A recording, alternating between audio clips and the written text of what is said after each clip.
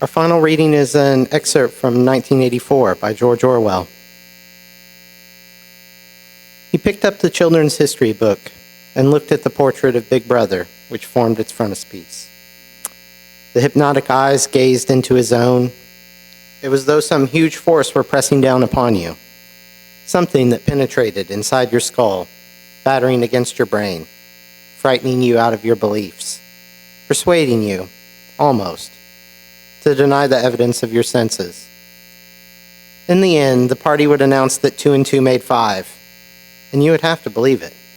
It was inevitable that they should make that claim, sooner or later. The logic of their position demanded it. Not merely the validity of experience, but the very existence of external reality was tacitly denied by their philosophy.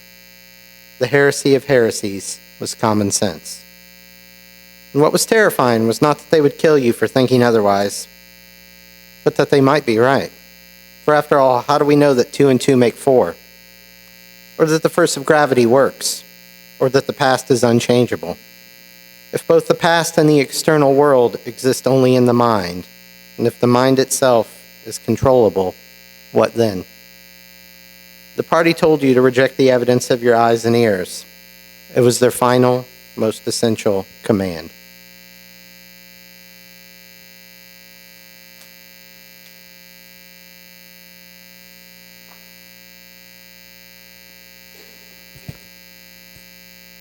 I'm tempted to ask Ryan to come up here and recite all the world's capitals. It's quite a parlor trick. Let me start by warning you that you probably don't want to go to the movies with me, especially movies that start with the words "based on a true story." Because for the next 2 hours, I will be on full alert in top fact-checking mode. No matter how terrific the acting, or the cinematography, or the story arc, I will be thinking, did it really happen that way?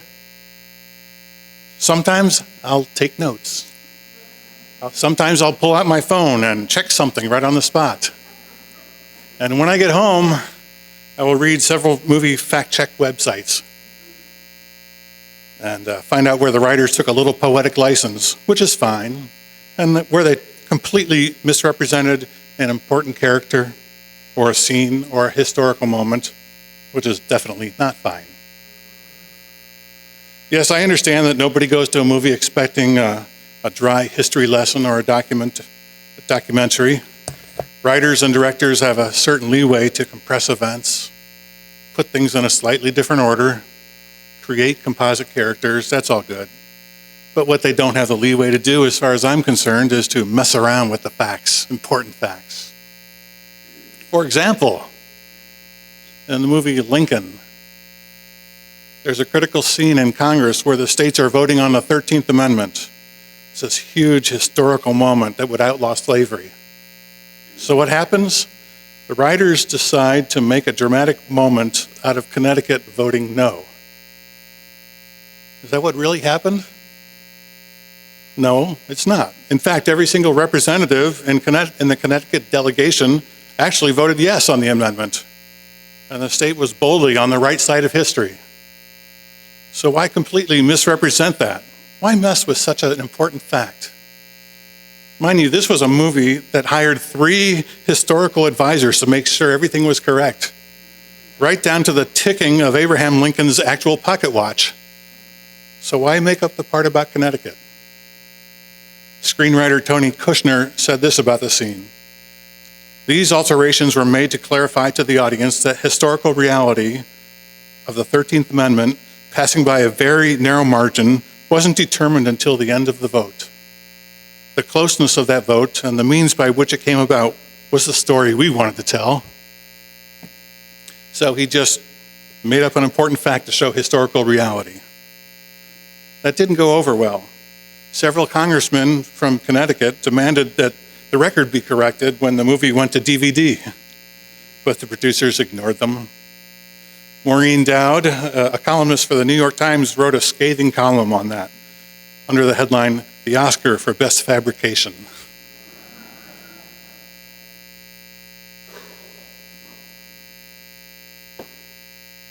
Then there's the movie Argo, which told the story of the rescue of Americans during the Iran hostage crisis. The most thrilling moment of that movie is the scene at the airport in the final minutes, when the plane carrying the Americans is racing down the jetway, and the Iranian assault teams jump into a Jeep and race down after it, shooting at the jet as it's taking off. According to every historical account I read afterwards, nothing even remotely like that happened in real life. The Americans' passage through the Tehran airport and onto the plane was completely uneventful. But Hollywood needed a big, thrilling finish and had to make up this important scene out of whole cloth. Didn't seem to hurt. The movie won Best Picture in 2013. More recently, what about the movie Bohemian Rhapsody, which purported to tell the story about Freddie Mercury and his band Queen? There's a key scene where the group is breaking up and then got back together right before the Live Aid concert. And then another scene where the band supposedly had a messy fallout with an executive at their record company. Neither one of those events really happened, yet they were central moments of the movie for dramatic effect. I don't ask a lot about movies, from movies, an interesting story, good acting, some rising tension when it's accurate and historical. Maybe the hero is a middle-aged balding guy to make me feel good. But what I really want is for true stories to be mostly true, full of real facts. I feel the same way about politics, science, history, the climate, medicine, criminal justice, immigration, and other real topics that are more important and more present to all of us than movies. Let them be grounded in facts. I say facts matter. Facts are critical. Without facts, things fall apart. Merriam-Webster defines a fact as something that has actual existence and can be verified.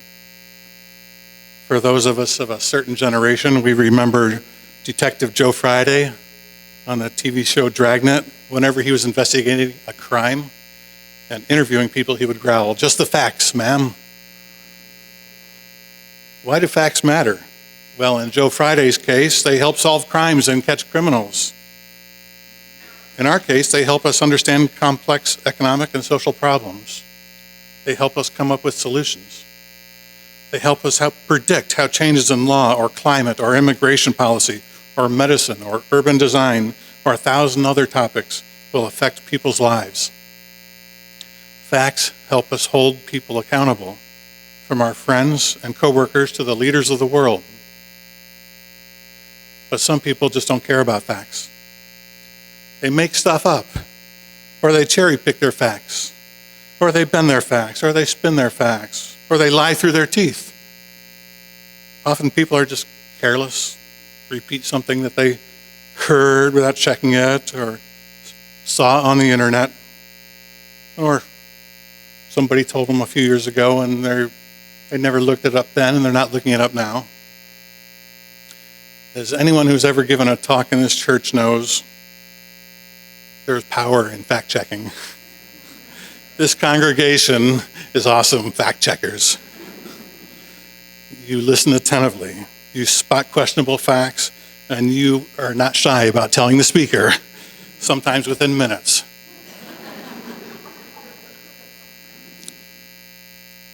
I still remember the first time I heard a complete disregard for factual accuracy. It was 2011. Senator John Kyle of Arizona was giving an interview on television and defending the Republican Party's willingness to shut down the government over funding for Planned Parenthood. He claimed that abortion is, quote, well over 90% of what Planned Parenthood does. In reality, people quickly pointed out, just 3% of Planned Parenthood's work is related to abortion. The vast majority of its work is in preventive care, trying to reduce unintended pregnancies, reduce the spread of sexually transmitted diseases, conduct health screenings. After Senator Kyle was challenged on his figures, his office released this statement. The senator's remark was not intended to be a factual statement, but rather to illustrate that Planned Parenthood does subsidize abortions. When I read that, I was just dumbfounded. The senator was just making up facts, and when he was caught, he brushed them off as not intended to be a factual statement. Oh, what innocent times those were. Today, you can't go 10 minutes without hearing some ridiculous statement. Let's start at the top. According to the Washington Post Fact Checker database, a wonderful service, by the way, President Trump has made 10,796 false or misleading statements since taking office. 10,796, up through June 7th. That's an average of 12.4 false or misleading statements a day, which apparently is a record by a wide margin in modern times for a president. Some false statements he repeats over and over, even after people point out they're completely false, such as his claim that the wall on the Mexican border is under construction. It is not under construction, but he has repeated this 172 times. He has said that the U.S. has the cleanest air in the world and is getting better under his administration. And the cleanest climate and the cleanest water. But the U.S. actually ranks 27th in the world, according to the Environmental Performance Index. He claimed a few months ago that Puerto Rico got $91 billion for the hurricane and that it received more money than has ever been gotten for a hurricane before. Neither one of those statements was remotely true. According to FEMA, as of the end of last year, Puerto Rico had actually received $11 billion, not $91 billion, in disaster relief payments. And FEMA to date has spent more than $50 billion from Disaster Relief Fund as a result of Hurricane Katrina in 2005, including $32 billion to Louisiana. I'm running the best economy in our history. He said that 151 times. Sure, the economy is doing well by some measures, but not as well as it did under Presidents Eisenhower, Johnson, or Clinton. He has said millions of people voted illegally without any evidence. He has repeatedly claimed to have seen thousands and thousands of people cheering the 9/11 terrorist attacks in New Jersey with a large Arab community. No evidence, absolutely no evidence of this ever happening. Perhaps most famously, he and his spokesman lied about the size of their crowd at his swearing in, claiming it was the largest audience ever to witness an inauguration, period. That was patently false, as photos and videos showed. Other political leaders stretch the truth too. It's not something he has a monopoly on. Or they dispense facts that don't quite match reality. Who can forget President Obama's claim, if you like your health care plan, you can keep it? Maybe that started out as a goal, but he kept repeating it long after it was clear that the Affordable Care Act was heading in a much different direction. In the end, at least 4 million Americans got cancellation notices and were forced off their health care plans because they didn't meet his law's requirements. PolitiFact named Obama's statement the 2013 lie of the year. Surprise, surprise, political leaders bend the truth. State wishes as facts, spin the news. I don't have to go on and on about the fibs of George W. Bush, Bill Clinton, Richard Nixon, Lyndon Johnson, and just about every other political leader. But to be fair, there's really no match for Trump. Let's not pretend it's equivalent. I can't find any record of any other president telling 10,000 lies. He has told so many whoppers that he won Lie of the Year twice from PolitiFact in 2015 and 2017. The first for his overall body of work, I guess you would call it, for his campaign misstatements, which, quote, exhibited range, boldness, and a disregard for the truth. 2 years later, he won it again for saying the Russian election interference was a made-up story, which of course it was anything but. And he has claimed dozens of times in recent weeks that the Mueller report exonerated him, something that Robert Mueller took pains not to say. It's not just politicians. Spend 30 minutes on the internet and you will see a collection of the most outrageous fibbing from xenophobic and conspiratorial websites, ranging from statements that illegal immigrants spread the Ebola virus to the ludicrous claim that the Parkland shooting survivors and even the victims were all actors.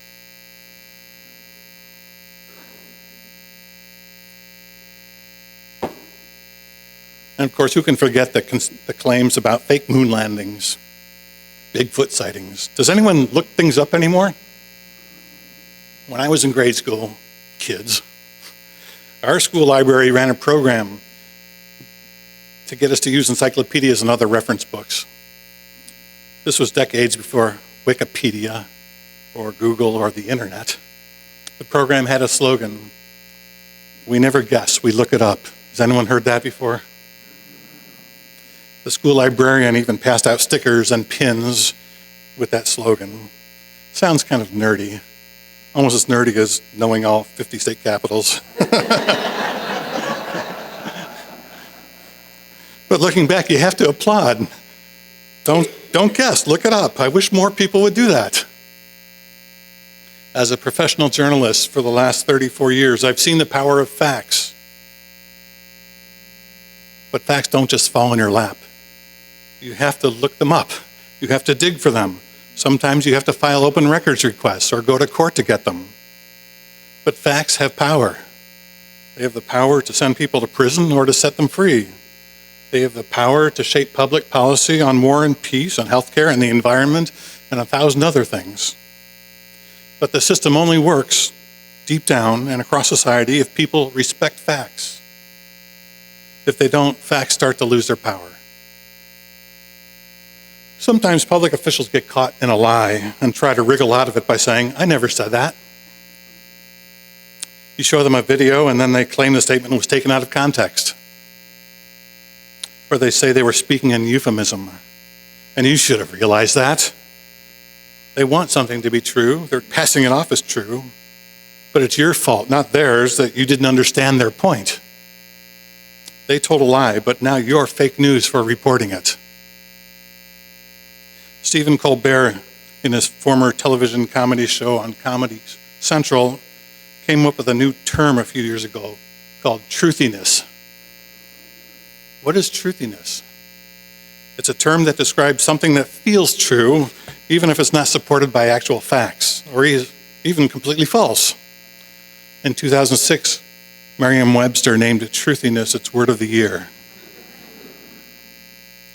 These days we've moved beyond truthiness and right into something called alternate facts.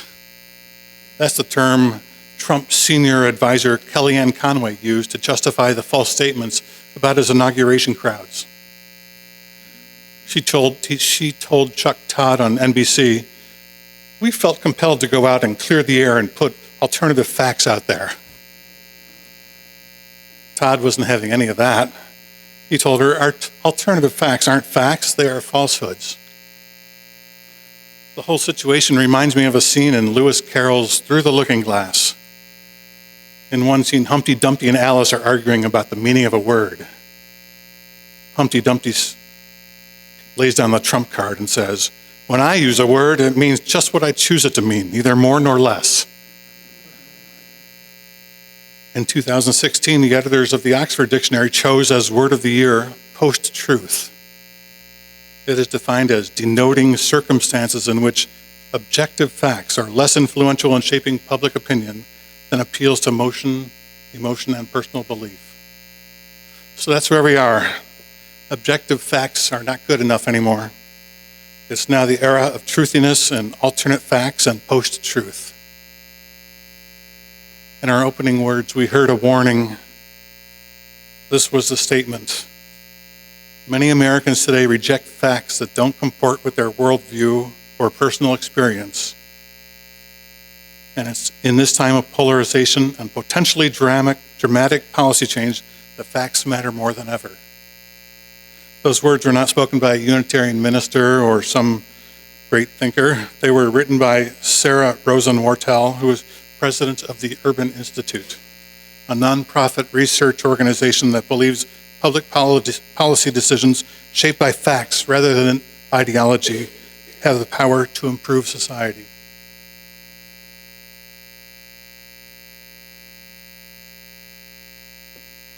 I think those are prophetic words for this age.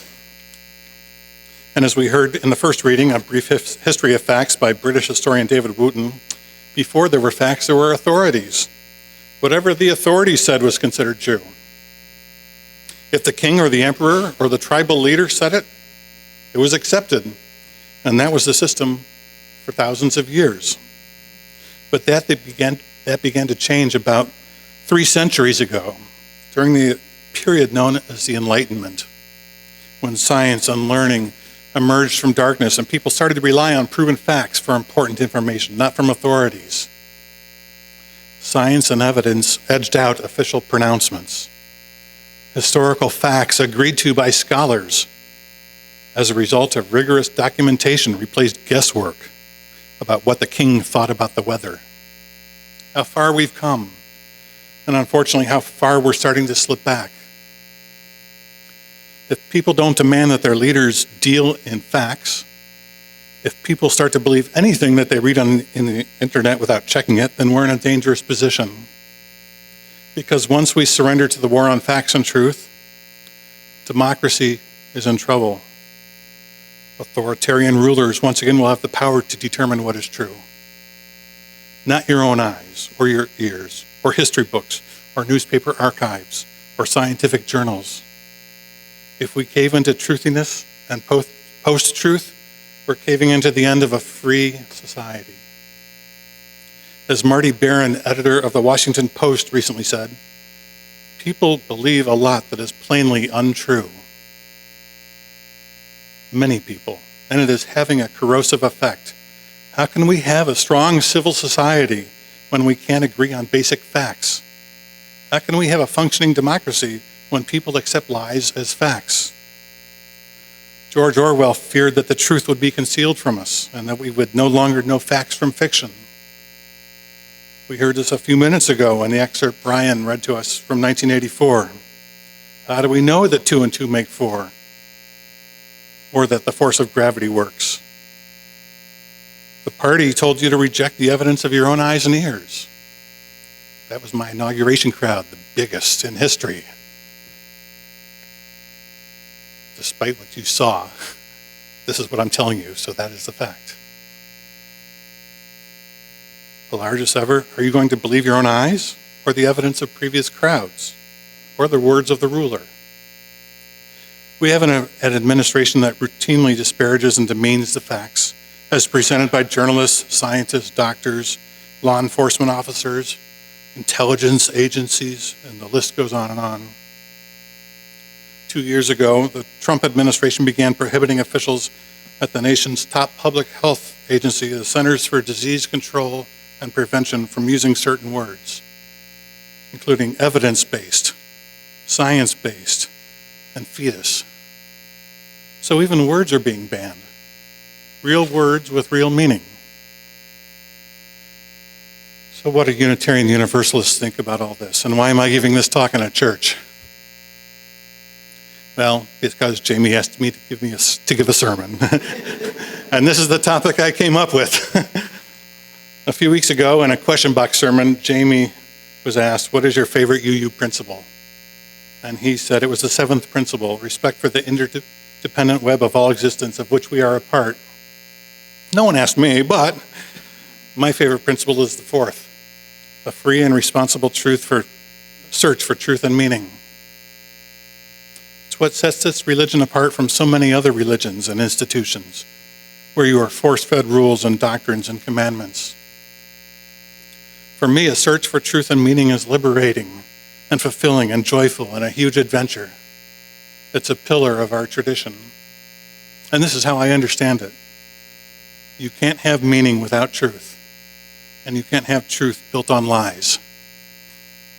Truth begins with facts and then goes on to higher places, but it can't start with lies or spin or alternate facts. The Reverend Meg Barnhouse, minister of the First UU Church of Austin, Texas, said in a sermon in 2016, a pile of lies can have no meaning other than someone feels contempt enough for the world that they blatherate a pile of lies and leave it there in the road for the rest of us to step in.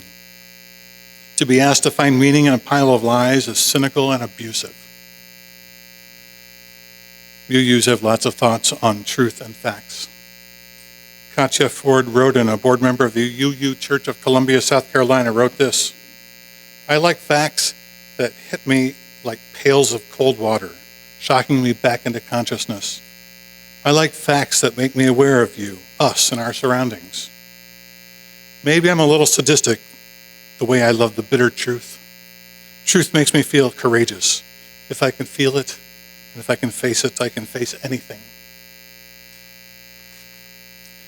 Sure, in a UU church, we don't insist that everyone share the same truth. There are subjective truths. There are personal truths, by which we generally mean personal beliefs. There are belief systems built on various life experiences, various ways of thinking and responding to the world. A person's life is basically a collection of his or her thoughts, words, and deeds through all kinds of situations across many years. Looking from the outside, it's sometimes hard to know what is true about a person. But in my world, truth begins with facts, and so does a functioning society. Robert Caro, the biographer, spent much of his life researching and writing about Lyndon Johnson. This is what he said about his mission: "While I am aware that there is no truth, no objective truth, no single truth, no truth simple or unsimple either, no verity, eternal or otherwise, no truth about anything, there are facts, objective facts, discernible and verifiable. And the more facts you accumulate, the closer you come to whatever truth there is. And finding facts through reading documents or through interviewing and re-interviewing can't be rushed. It takes time. Truth takes time. But it all starts with fact gathering."